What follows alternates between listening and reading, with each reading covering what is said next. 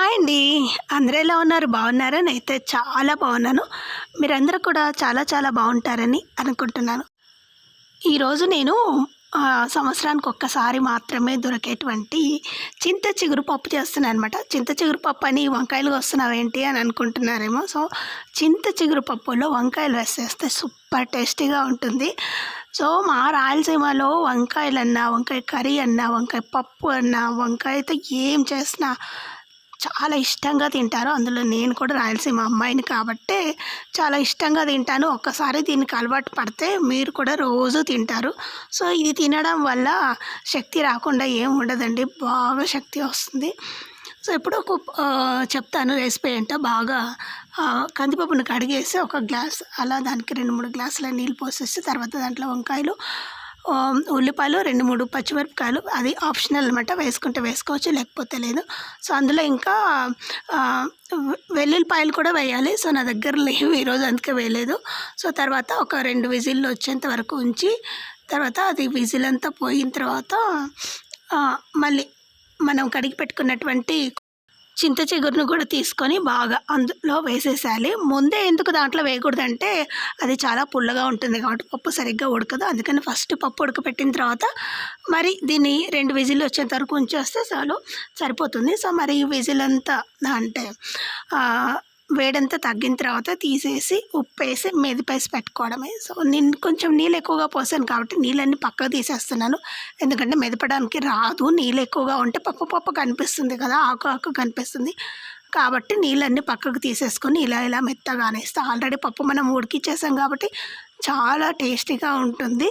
So మీకు తప్పకుండా ఈ ఎండాకాలంలో బాగా దొరుకుతుంది చింత చిగురు, సూపర్ టేస్టీగా ఉంటుంది. సో సంవత్సరానికి ఒకసారి దొరుకుతుంది కాబట్టి చేసుకొని తింటే చాలా చాలా బాగుంటుందన్నమాట. సో ఎవరికైనా చేసుకోకపోతే చేసుకోండి. ఇంకా ఇందులో టమాటాలు కూడా వేస్తారు, నేనైతే వేయను ఎందుకంటే ఆల్రెడీ అది పుల్లగా ఉంటుంది. ఇంకా టమాటాలు ఎందుకని అస్సలు వేయము. సో వంకాయ మాత్రం కంపల్సరీ. సో వేయకపోయినా కూడా పర్లేదన్నమాట.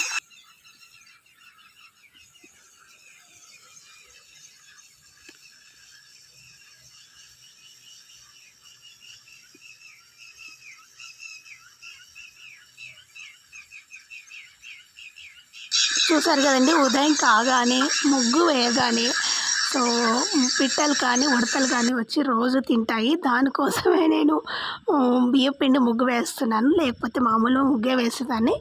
కాకపోతే అవి వచ్చి తినడం వల్ల ఆనందమే వేరనమాట. ఈరోజైతే ఈ వీడియో ఈరోజు కాదండి, దాదాపు 1 మంత్కు పైన ఏంటుందో ఏమో. చెప్పాను కదా నాకు వీడియో ఎడిటింగ్ చేయడానికి, అలాగే దాన్ని వాయిస్ ఓవర్ ఇవ్వడానికి అస్సలు టైం లేదు, కొంచెం పొలం పనుల వల్ల అనమాట.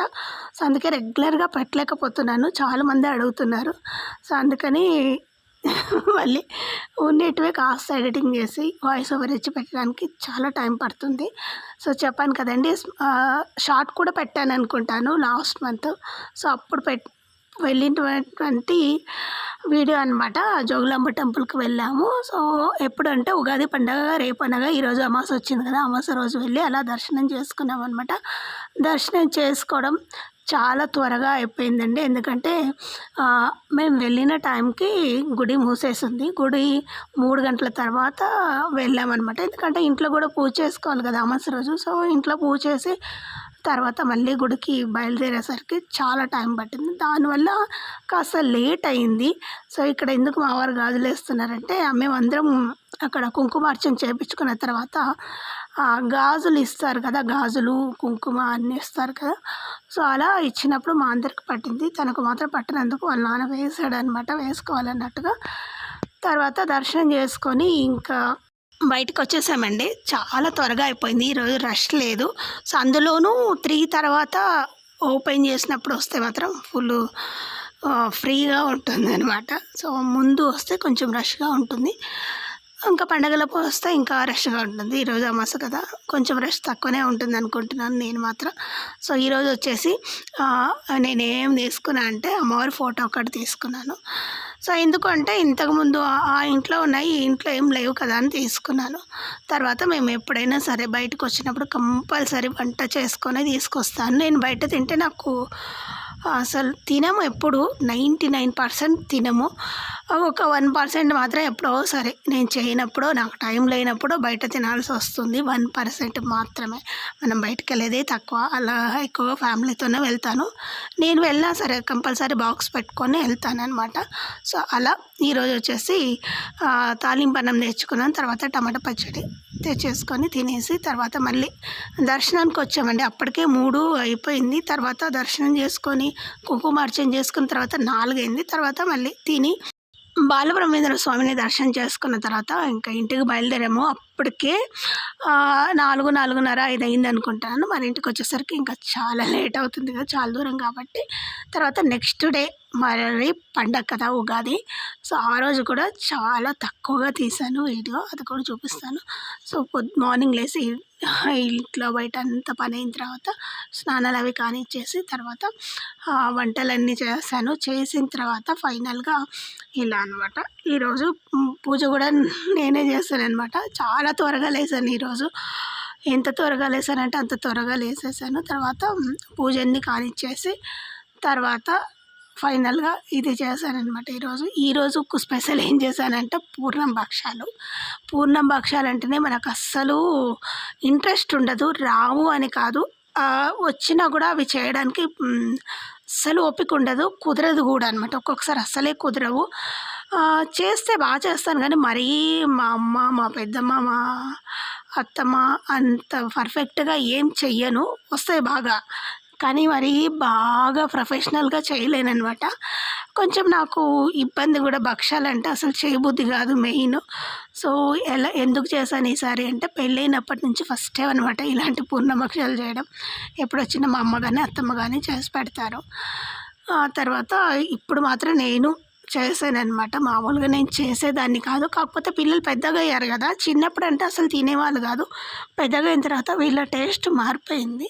సో, కొంచెం తినడానికి ఇష్టపడుతున్నారు. ఇంతకుముందు అసలు చేసినా తినేవాళ్ళు కాదనమాట. సో, అందుకని నేను కూడా పెద్దగా ఇంట్రెస్ట్ లేదులేండి. దానివల్ల కూడా చేసేదాన్ని కాదు. కాకపోతే ఈరోజు ఎందుకో చెయ్యాలి అనిపించింది, అందుకే ట్రై చేశాను.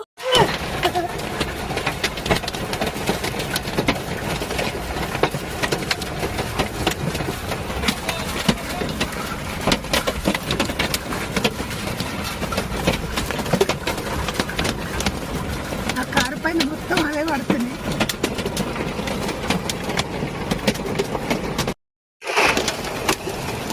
అన్నీ కరిగిపోయినాయి.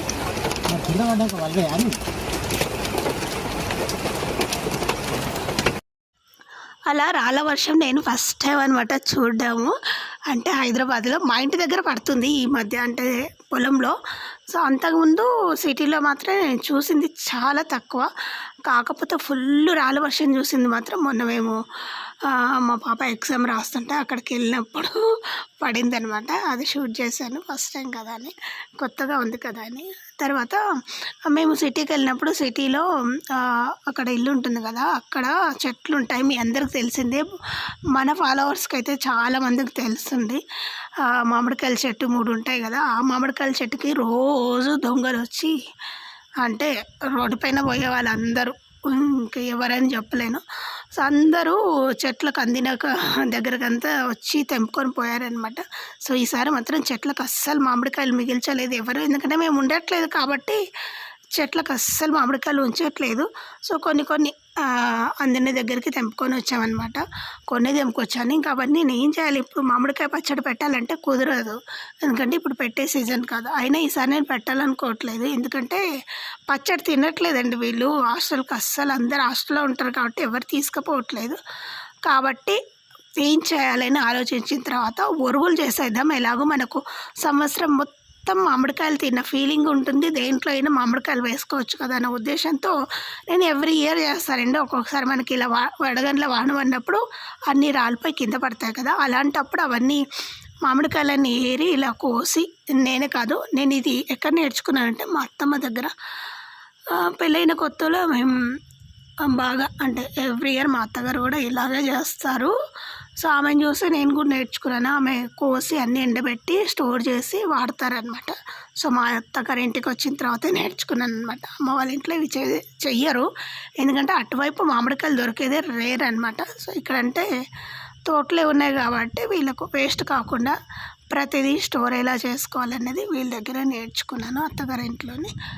సో అలా వీటినన్నిటిని బాగా కడిగి తూడ్చాల్సిన అవసరం ఏం లేదు. అలా దానిపైన పోయగానే నీళ్ళు అవే ఆరిపోతున్నాయి. ఈ ఎండలు అలా ఉన్నాయన్నమాట. సో నేను ఇవి ఎప్పుడు కోసానంటే ఈవినింగ్ కోసానండి. ఈవినింగ్ కోసి మార్నింగ్ అలా ఎండకేసాననమాట. ఎందుకు అంటే నేను స్టార్ట్ చేసిందే పనంతా అయిపోయిన తర్వాత పని లేనప్పుడు ఇలాంటి పనులు పెట్టుకుంటాను.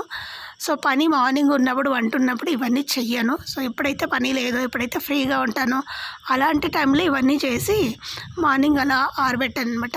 ఒక 2-3 రోజులు ఆరబెడితే సరిపోతుంది. ఎక్కువగా ఆరబెట్టనక్కర్లేదు.